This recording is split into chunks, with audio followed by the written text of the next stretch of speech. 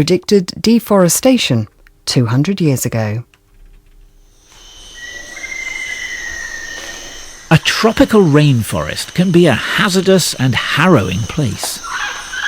But it's also a harmonious one, a web of life in delicate balance. More than 200 years ago, a German scientist warned that humans had the power to upset that balance. Long before the environmental movements of modern times, Alexander von Humboldt witnessed at first hand how human destructiveness could not just despoil the wilderness, but wreak havoc with ecosystems and climate that would be hard to undo. That idea, so chillingly familiar today, was new to Humboldt's time. The prevailing view for centuries had been that humankind was the very reason nature existed, and that we had God-given rights over it. On the contrary, said Humboldt, nature has laws of its own, and it's our duty and responsibility to discover them, because otherwise we risked undermining them and damaging nature catastrophically.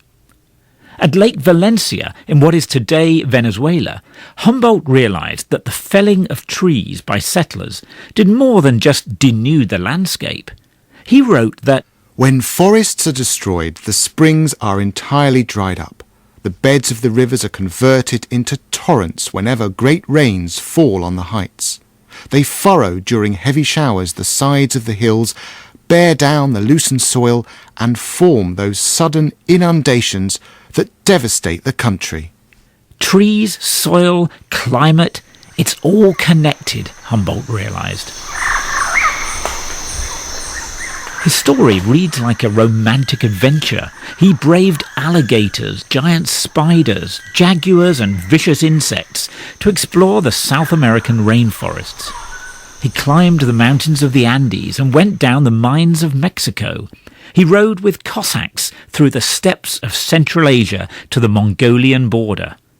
He befriended Thomas Jefferson and the Venezuelan revolutionary leader Simón Bolívar, who liberated northern South America from Spanish rule, and he almost made an enemy of the proud and possibly jealous Napoleon Bonaparte.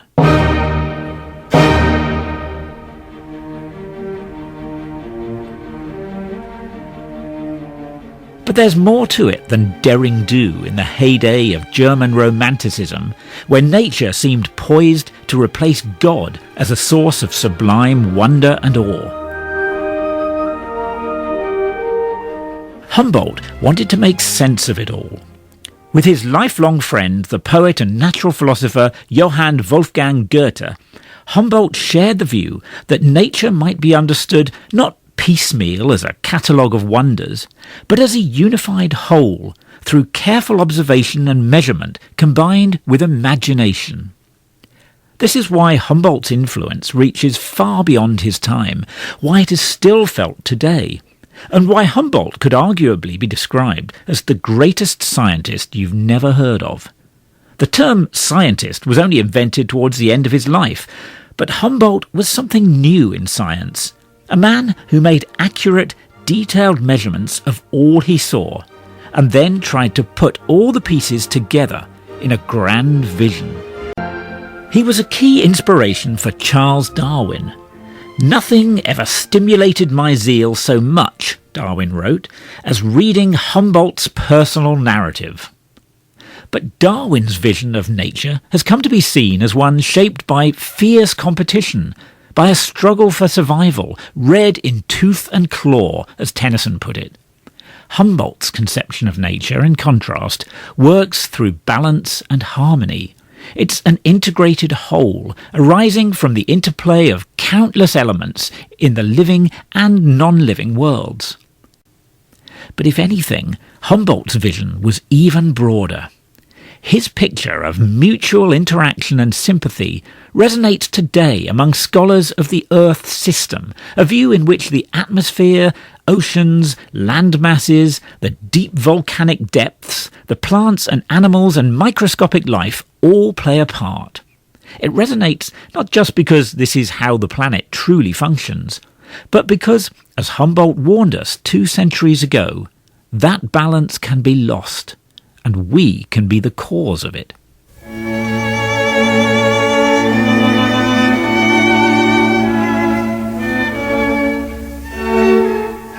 He was born in 1769 into an aristocratic family. The Von tells you that.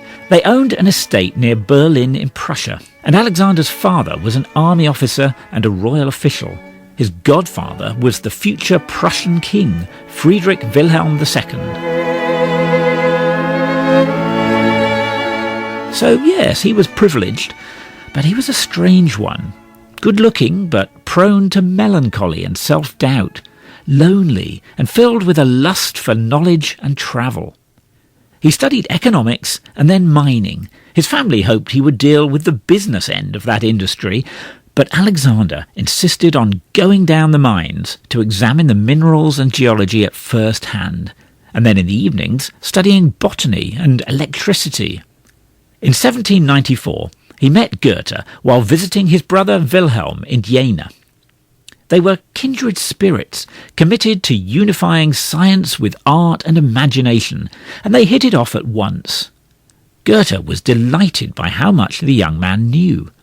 In 8 days of reading books, he said, one couldn't learn as much as what he gives you in an hour. The Humboldtian desire to learn from walking in nature rather than reading books is celebrated in Goethe's Faust, the first part of which he published in 1808. The two men stayed in contact for the rest of their shared lifetime.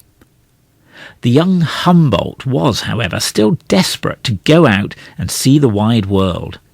In 1799, he managed to obtain permission to travel to the Spanish colonies in South America, and in June he set sail on the frigate Pizarro. He had amassed a collection of instruments, telescopes, microscopes, clocks, compasses, all carefully packed in padded cases. "My head is dizzy with joy," he wrote.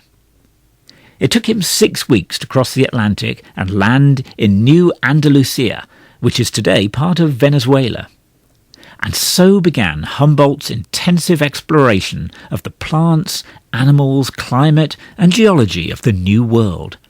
Over the next 5 years, it took him to Cuba, to the United States, to Mexico and what is now Colombia, Ecuador and Peru. Everything was new, strange and exciting. There were spiders that ate hummingbirds, gigantic snakes, electric eels that could shock a person to death, monkeys, toucans, gloriously plumed macaws. He climbed the Andes, braving precarious paths, thunderstorms and blizzards. In 1802, Humboldt ascended the volcanic peak of Mount Chimborazo, the highest mountain in Ecuador, with its snowy peak about 21,000 feet above sea level. Despite altitude sickness and a freezing wind, he took readings of temperature, air pressure and humidity. He noticed similarities to the plants and rocks of the Alps, and here on Chimborazo, looking down at the world, he began to sense patterns and connections in the great web of life. Back in the foothills of the Andes, he started to nurture his great vision. Nature, Humboldt wrote, is a living whole.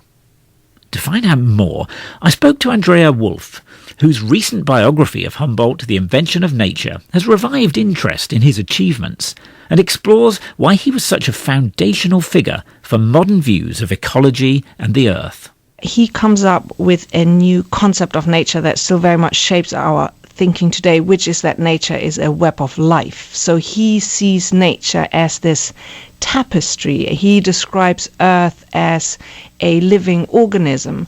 And by describing nature as a web, he also sees how everything is connected. So from the tiniest insect to the tallest mountains, from the tiniest fleck of moss to the tallest trees, everything hangs together in this concept of nature that he has. And because he sees that, he can also see how vulnerable nature is, because it's this tapestry, so you can then pull one thread and the whole thing might unravel.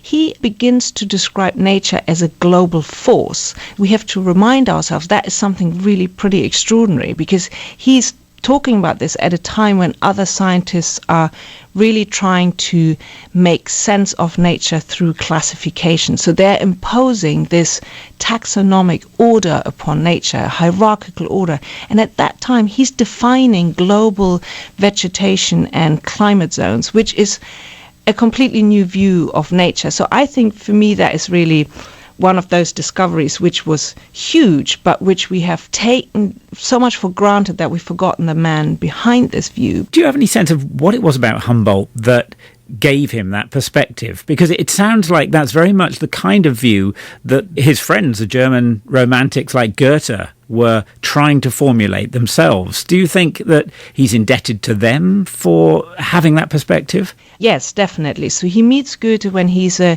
young man in his mid-20s, when Goethe is in his mid-40s. And what a lot of people don't know is that Goethe was not just a poet, he was also a scientist. So they influenced each other quite importantly.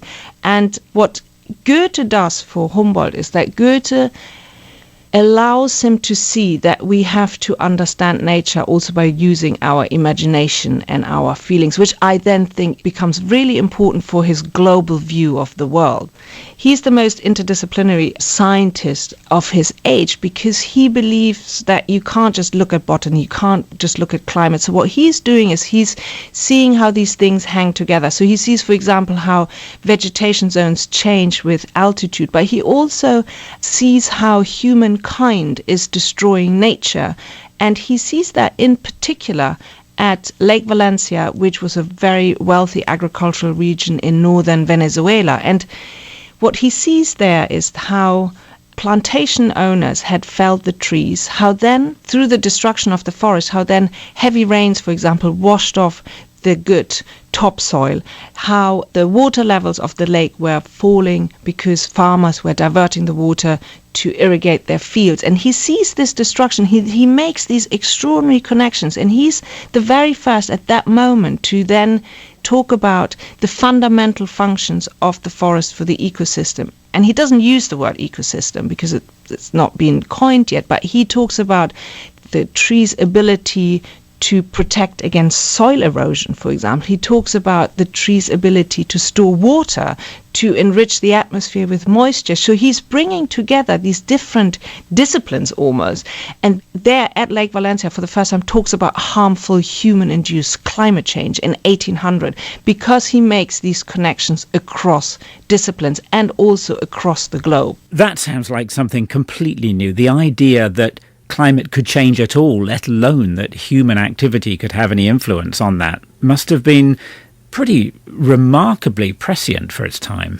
Yes, I mean, it's a really radical view. There were some lone voices which talked about how humans could influence the climate, but that was always seen in a positive way. So if you would get rid of forest, then the air would be better. So Humboldt is really the first to talk about a negative impact of humans on climate. And it's a very new view, and it's something that is scarily prophetic. I mean, he sees so many different things in Latin America where humankind destroys nature. So he talks, for example, about how unchecked pearl fishing at the Venezuelan coast has completely depleted the oyster stocks. He talks about how he saw mountains that had been completely deforested. So he talks about in Mexico City, he talks about how on the high plateau of Mexico City, how the local irrigation system has left the valleys below completely barren. He talks about how mining exploited the land and the soil and the people.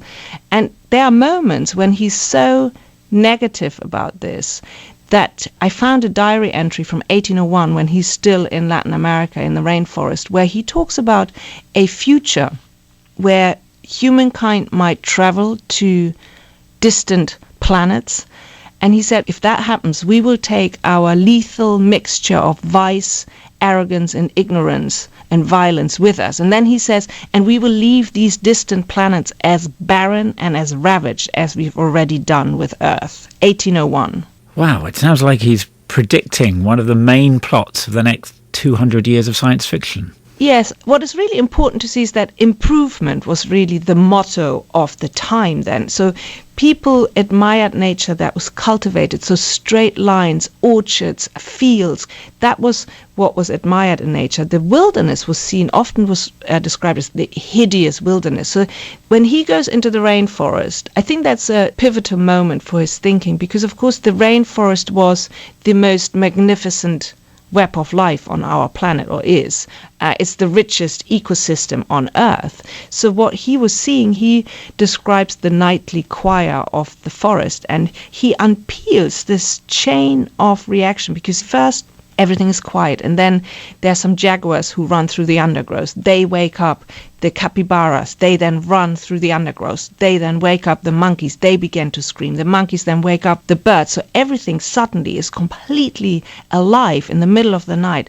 And he is always interested in these kind of chains of reactions. And that's how I think that's how he can understand nature as a web of life and as this kind of ecological system. Now, this, you could say, this Humboldtian point of view of seeing nature as this interconnected web that can be disturbed, particularly by human activities, that's something that's really only come to the fore since perhaps the 1960s. People before that, if they raised those concerns at all, they were lone voices. It's only become the mainstream in recent times. Why do you think it took us so long to come around to the Humboldtian point of view? I think for me, this moment where things change is when the Apollo 8 mission comes back with this very iconic photograph of Earthrise in 1968. And that is a moment when we see for the first time Earth in her wholeness as this kind of tiny white and blue marble sets against the blackness and vastness of space. And it's the moment when we realize we are sitting here together on this planet. And in a way, Humboldt had the same epiphany when he went up Chimborazo, which was a volcano in South America, where he also saw this overview. So because he was high up, he was what was then believed to be the highest mountain in the world. So it's kind of looking at something which hangs together. So maybe there's a reason why it took so long that his views were accepted. Well, it's now over 2 centuries since Humboldt gave us that warning about our possible impacts on the tropical rainforests. To find out more about how they're faring today, I've come to Kew Gardens in southwest London to speak to the Director of Science, Kathy Willis. We're sitting here surrounded by exotic plants, by eucalyptus trees, by lily-filled ponds and fountains. Kathy, Humboldt warned us over 200 years ago that there could be serious ecological consequences to damaging the tropical rainforests. Why do you think it's taken us so long to wake up to that as a real possibility? I think the first thing is we've not been very good at understanding the true value of tropical rainforests, what that means. It's not just a local damage, but also the global impact it can have. We only really now understand that cutting down the tropical rainforest doesn't just affect people in the local vicinity in, let's say, in Brazil, but actually globally we get more and more atmospheric CO2. But there's another side to it as well. I think it's also we're only now properly starting to have the tools and technologies to be able to properly assess and really understand what it means to remove rainforests and what the impacts are. And what sort of things do you have to measure in order to make that assessment? You mentioned carbon dioxide because, of course, as plants and trees grow, they soak up carbon dioxide. Yeah. What else do we need to know, and how do we measure the damage that is being done? Well, there's a satellite imagery been a huge advance, so we can actually see what is, at a global scale, how much forest is being removed. But then on top of that, we need to know how much carbon is held by those trees, both above and also below ground. Below ground is really important. And so different trees clearly soak up different amounts of CO2. So that's an important thing. So do grasslands. That's one of the pieces of information we need to know. But also we need to understand things like transpiration rates of trees. So a lot of the cloudiness above tropical rainforests, it provides a really important precipitation within the continental interiors. That's another thing. So you're affecting a really significant weather pattern that way.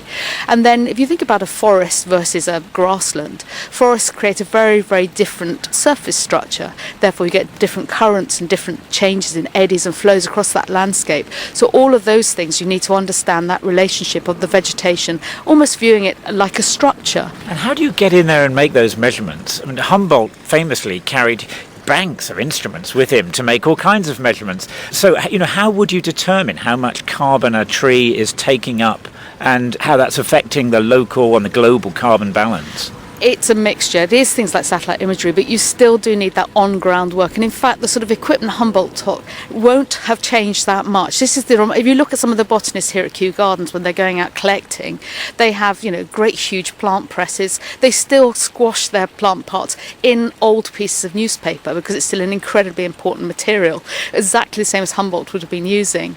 But on top of that, same problems. There are vast areas of rainforest. We still don't know what's in there in terms of its taxonomic richness. But actually, we also have to remember things like mobile phones now, an incredibly important recording device for giving you location, whereas before you used to have to use your maps, even stargazing. Now it's very much a location you can get from your phone, which is incredibly important for geolocating what is where. Even with those modern technologies, it sounds to me like it must be pretty arduous. It must be a pretty tough environment to be working in. I mean, Humboldt had to cope with insects and snakes and alligators. Do you still have those problems? Yes. And as you imagine, the health and safety forms for anyone going from Kew are quite complex. This is not for the light-hearted. People will go out into the field for 6 to 8 weeks and will get very little contact from them during that time. In some ways, I find that really inspiring that we still have large areas of our tropical rainforest, that there are no roads going in there, so that they're not under the threat of logging or anything else. Actually, those areas could well contain many of the important food and fuel types for the future. So I think Humboldt started and led a really important drive forwards in this exploration, and we're still doing it. And what is the damage? How much of the rainforest has been cut down or damaged, and what are the global consequences? From the mid-70s to around 2005, actually, it was terrible. So in the past 25 years, we've had a 10% decrease in the area of tropical rainforest. Now that's globally, that's not just in the Americas, that is also looking at the African rainforest and Southeast Asia. And that, most people feel complete despair. You think, well, what's the point? Because this is decline due to agricultural activity, due to mining, due to just urban growth. These things we all rely on. Soy is another one, oil palm, all of these, things that we use on our dinner table every evening. However, I think there is some hope for optimism here. In Brazil, for example, since 2004, there has been a massive decline in loss, if you can use those two together, so that in fact there's been up to 80% decrease in loss of rainforest since 2004, and this is due to new legislation. It's due to a much greater awareness globally about the importance of these tropical rainforests and the importance that natural capital provides for human well-being, and people are less keen to go in there and to take this common resource and think it's free, because it isn't free. What we're doing by cutting it down is losing something that it's almost impossible to replace. I think that's one of the things we have to remember, and that perhaps Humboldt helps us to remember, that this isn't just about local and global climate change, serious enough though that is. You're also losing ecological resources, just the diversity and the riches and the value for humankind that might exist in these places. I think that's exactly right. We're still describing and finding up to around 2,000 new species every year. The vast majority of those are coming from the tropical rainforests. These are not just small little weedy plants. These are things like huge, great big trees, great big legume trees. Last year there were 8 new legume trees found in the African rainforest, for example. Now these trees, these plants are our future, and I think there's a much greater appreciation now of the need to conserve them, but it was people like Humboldt that did that original expedition work that opened people's eyes to the importance and the value of plants to all aspects of human well-being. It's interesting you mentioned satellites, Kathy, because we've heard earlier about how Humboldt's view of the world from on high, from the top of Mount Chimborazo, changed his appreciation of nature, but also perhaps of how the view that the Apollo missions gave us from the moon, of the Earth as this single planet where this is where all of us live, that changed our imagination of what our planet is about, how it works.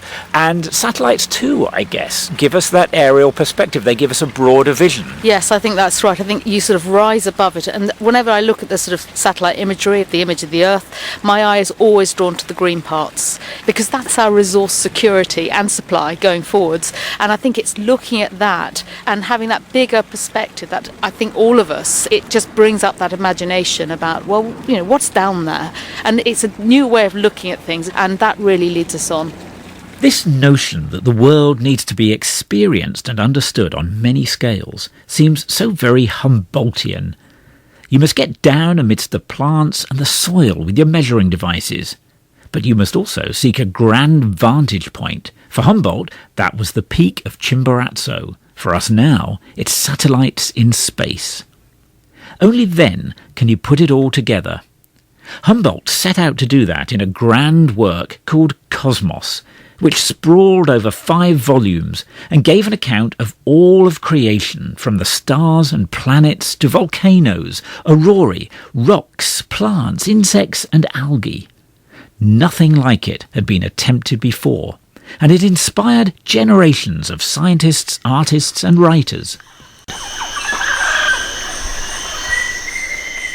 With so much to wonder at in nature itself, all part of a rational and comprehensible scheme of organisation, when he wrote, "There is grandeur in this view of life," about the rich interplay of a planet and its inhabitants that Humboldt had identified. No armchair naturalist will ever see that grand scheme.